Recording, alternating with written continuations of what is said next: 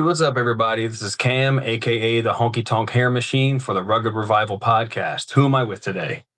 Hey there, I am Bonnie Ramone of Bonnie and the Mere Mortals. We're a Southern Gothic band, and I'm also a tattoo artist. Awesome. Thank you so much for sitting down with me today, Bonnie. I appreciate you. Absolutely.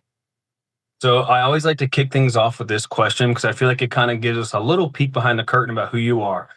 You can answer as in depth or as little as you want, no pressure at all, just a little taste. So, where are you from and what was life like for you as a kid? I grew up on the border of the West Virginian panhandle, close to Weirton, for those in the know, on a 103-acre cattle farm. So deep in the Rust Belt, deep in Appalachia. And I had sort of a strange upbringing in that. My family was pretty well off. My dad's a doctor. He's like a gentleman farmer. So I was in an interesting position that he was a hard worker and we never needed anything, but he made sure we wanted for a lot. You know, we grew up doing a lot of farm work. I went to a little country school, and in the 10th grade, I transferred to an arts charter school, you know, like FAME. And my world just kind of opened up from there. And uh, started meeting new people, started being able to try new things, getting exposed to all sorts of stuff. But in my early childhood, it was like a lot of Shania Twain and Garth Brooks and Johnny Cash and Hank Williams and hanging out on the farm. Yeah, this sounds awesome. I like that though. It's like, dad could easily hand me anything, but also taught you like hard work will pay off. I think that's fantastic. That's super cool.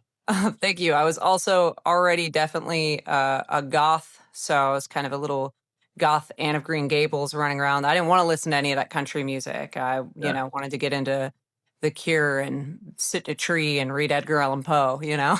absolutely. I mean, I guess you could like parallel those two worlds, right? Like Susie Sue and like Shania Twain, somewhere they parallel, somewhere down the Oh, line. we can get into that as much as or as little as you like, but I have very strong feelings on the parallels between that. Absolutely. So I know you're a multi instrumentalist, but focusing on your guitar playing, when did you actually start playing the guitar? I started playing guitar in 2002 when I was 10 years old. My brother introduced me to Nirvana and also Metallica and loved that. I had taken some piano lessons before that, and I think some saxophone as well. But then I became obsessed with wanting to learn the guitar and wanting to learn everything that Nirvana ever made. And again, we were out in the sticks, so I didn't actually know that he was gone. I found out 6 months later after I had declared that Nirvana was the best band in the world, and then I heard that Kurt wasn't around anymore, and I wept as if it had just happened. Um, Oh but no. that's what got me started, just learning every Nirvana song possible. Yeah, that's man, that's tough. Whenever I get into like what I think is something new and I'm like, "Oh, this is from like 1972." Like, okay, cool. Well, it's an interesting time for Nirvana, right? I mean, gosh, they've got this resurgence thing happening. I feel like you can't go anywhere without bumping into a Nirvana tee these days, for what it's worth, good or bad. Everything comes back around, Yeah. I remember that for myself in the early 2000s. I think suddenly we saw like Ramones and CBGB's t-shirts everywhere. Oh We're yeah. like, oh, what is this? What's this poser stuff? So now you've got the band. When did you start taking your live music on the road? My first band that I ever had, we toured when I was like 16, 17. And this project, I started writing songs for it and conceptualizing it in 2016. And I think by the time I got in the band together, we got enough songs, kind of felt like I knew what I was doing. I think our first gig was in 2019. So you would recommend starting a band and playing live once you know what you're doing. Okay, so I did that the wrong way. Well, I wanted to put this together conceptually. I had an idea of wanting to put together country and Americana music with new wave and goth music, some shoegaze thrown in there. And to me, that just made sense. But I needed to be able to show other people what was going on in my brain. So I think I maxed out a little credit card that I had to buy my first Scarlett interface and start to learn how to use recording software. I went to YouTube University, so had to kind of learn how to record things, and then put together a demo EP, and then felt like I had that. I had the logo, I had the look, I had everything kind of conceptually figured out before I decided to bring anyone else into it. So I took a lot of time in that phase to make sure that like this was exactly what I wanted to do. I'm a huge Bowie fan, and my big three are like Bowie, Dolly Parton, and The Cure. Mhm. And to me, it's not just the music. There's, if your music is your greatest gift that you have to give to the world, why would you put it in a paper bag? Unless that's your thing. But I think everything should be thought about on how you're presenting yourself, and all the senses should be enveloped in what you're doing. So I wanted to take the time to do that. I think that makes absolute sense, and I really like the way you said that too. That I think a lot of bands could, borrow from that advice a little bit. And then it's cool when you see a band that obviously has that fleshed out. And while you were talking, the name that popped in my head was Bowie. Because I remember we went, my wife's a huge Bowie fan. We went and saw his movie, and he was doing something similar where he rented a theater and they were rehearsing step by step the live show. This is what we're doing.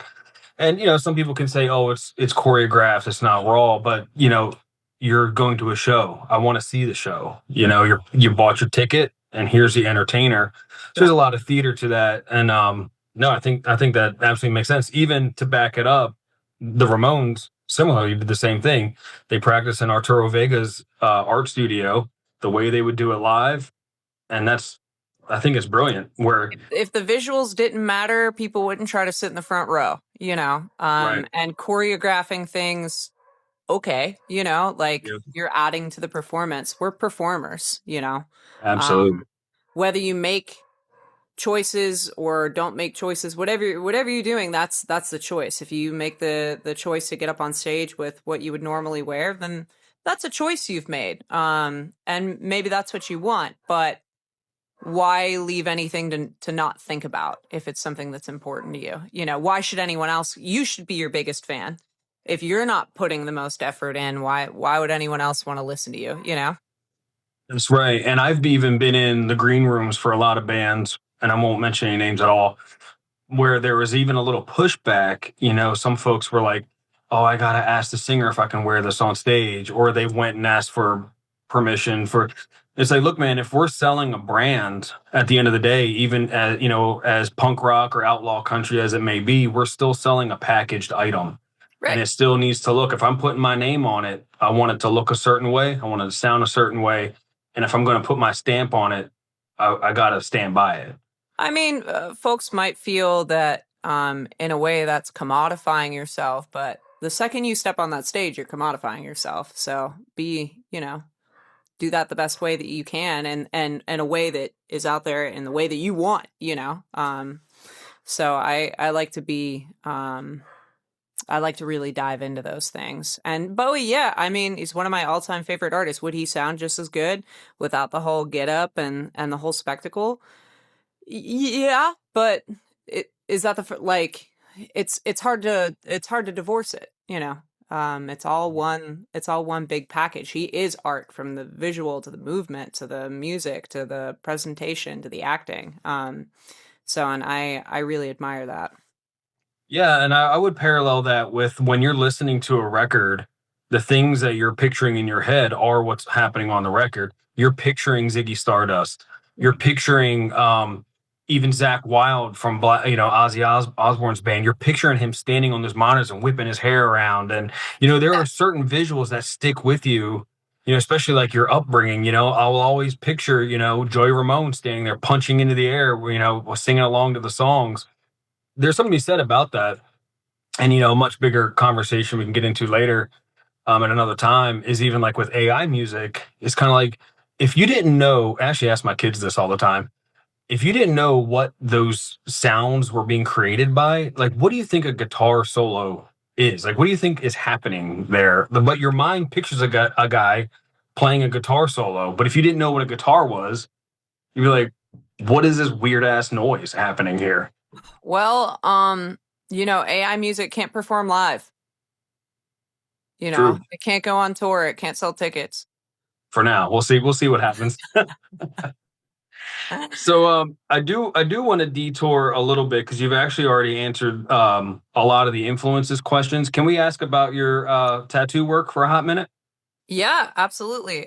So I co-own the Kindred Spirit Tattoo Company in Pittsburgh, Pennsylvania, with my partner Kristen Hawk, my business partner. I've been tattooing since 2010, and been able to be invited all over to do tattoos. It goes really well with music in that way. Been invited everywhere from LA to Bologna to do work, and it's very important to me. Absolutely. I think it's fantastic. And I think maybe even down the line, you and I could probably partner up on something. We can talk about that down the road. But yeah, if you're in Pittsburgh, are you familiar with the Keystone Artist Connect folks? Yeah, absolutely. They're good pals. Okay, We're cool. actually we're doing a show with them. I should have all the dates listed. But I have a show coming up with them that's Women of Country. Awesome. Um, and I think there's another protest songs one that they just rescheduled. But yeah, good folks. Yeah, yeah, very cool. I just talked to Danielle yesterday. Please remind me the name of the club that they have. Club Cafe, Club Cafe. which Okay, and you. actually our live and unplugged record was recorded there. So if you go on YouTube and you watch our live and unplugged record, that's the Club Cafe. Fantastic. Love it. I love that connection. That was a really cool full circle moment. So you also, you wear your influences on your sleeves. I'm being someone that's been in like fashion industry adjacent work my entire life. I've started my journey in '05. So I've been at it for a long time. Mhm. Um, I'm drawn to someone's look first. When I'm scrolling through and I see bands, as some people might think it's shallow, but like I grew up a Kiss Listen with your fan. eyes first. Yeah. Yeah, I'm drawn into that stuff. So, you're talking about like the total package. When you step outside, you are representing who you are. Um, do you have a particular on-stage wardrobe and look that you go for when you guys hit the stage? Oh yeah, yeah. I have trouble making decisions, and I have horrible anxiety, and so I figured instead of spending hours agonizing, what am I going to wear to this show? What do I have for this? What show clothes do I need to buy? I figured I would make an outfit. So that's my Oh, Ziggy Stardust for now. I think I'm starting to think of some new ones and work on some new ones, but it's sort of a spooky Grand Old Opry nudie suit. So oh, very cool. I have a jumpsuit that Jukebox Mama from Nashville. She makes these beautiful embroidered patches on a 1920s singer. So I commissioned all sorts of patches on that. I made the jumpsuit myself, and then I have a jacket for that with fringe and all sorts of stuff, and about 8 shoulder pads in it. But yeah, I have a whole thing. I like having a character. I like Mhm. embodying a thing. And I also just really love I spent probably 200 hours making this outfit, but now I don't there's no what am I going to wear? Yeah, it's ready to Just go. take choice out of the equation. Now, I know with like a lot of the Western goth folks, they can either go in either direction with their boots. Do you find yourself being like a cowboy boot, or do you like a Doc Martin? What do you go for? I like both, but on stage, again, parallels between goth and country. We both love a pointy boot. True. And there are a lot of cowboy boots that look a hell of a lot like winkle pickers. So yeah, I have a pair of Tony Llamas, and I have these other Mexican made boots that have a toe cap and a heel cap, and a bunch of accoutrements on it that I love. But yeah, I'm boots. And also as a shoegazer, it's almost impossible for me to get pedals on and off of the Doc Martin. Like a Yeah. pointy boot is there for precision. It's like, an organist has their shoes. I am not going to be able to.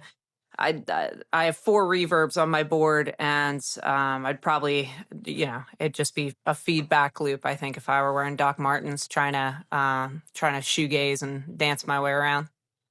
I don't know how folks do it. I still have a lot of friends in the street punk scene, and I'll go see them play, and they're stomping on their pedals with like, combat boots and stuff. And I purposely stopped using pedals back in my combat boot days because I was doing what you're talking about, looping everything by accident.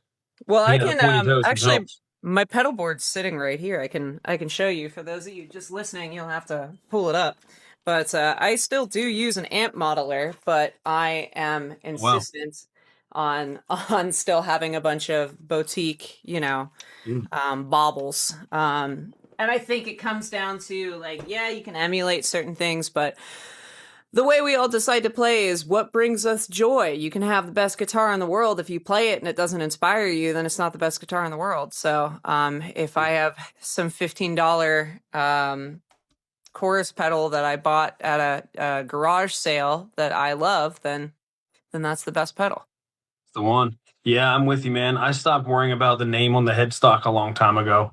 Yeah. Like if it's doing what I need it to do and serves the job, then that's Yeah. that's the guitar for me.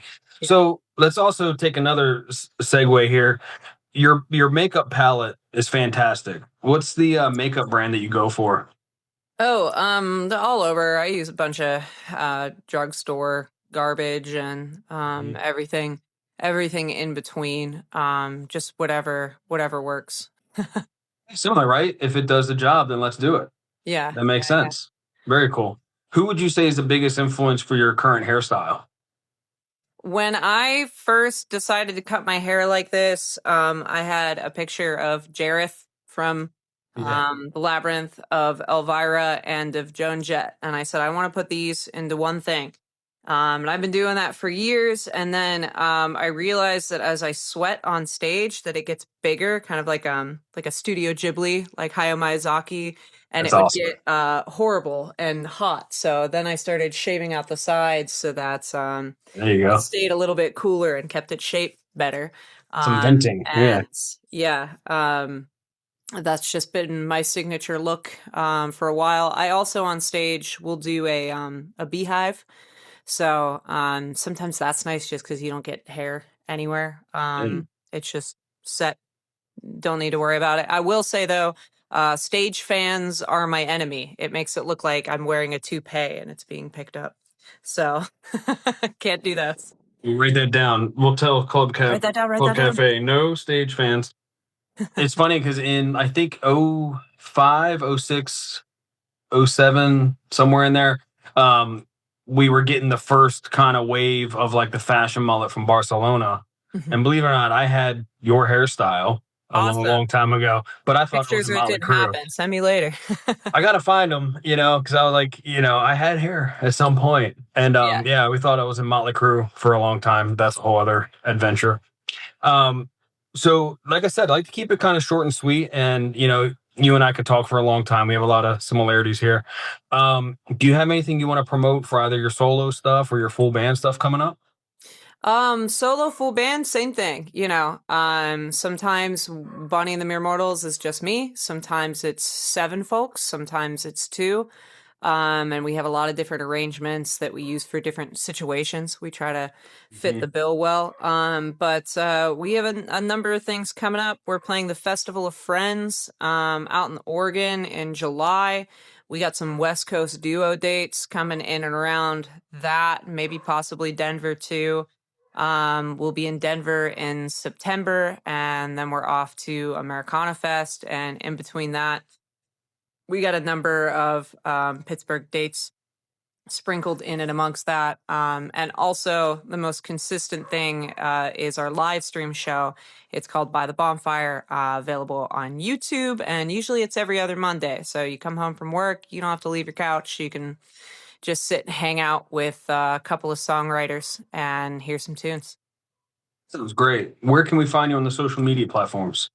Everything's Bonnie and the Mere Mortals. If folks are still using TikTok, that's Bonnie and the Mere TikTok.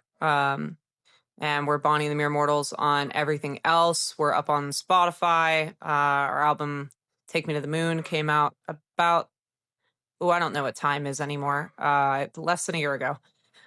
So that's up on Spotify. Appreciate any listens there, and we're pretty much up on every social media. So if you're looking for us, you'll find us. Very cool. Well, hang on the line with me for just a hot second, but we'll end our conversation here. Thank you, Bonnie. Thank you so much.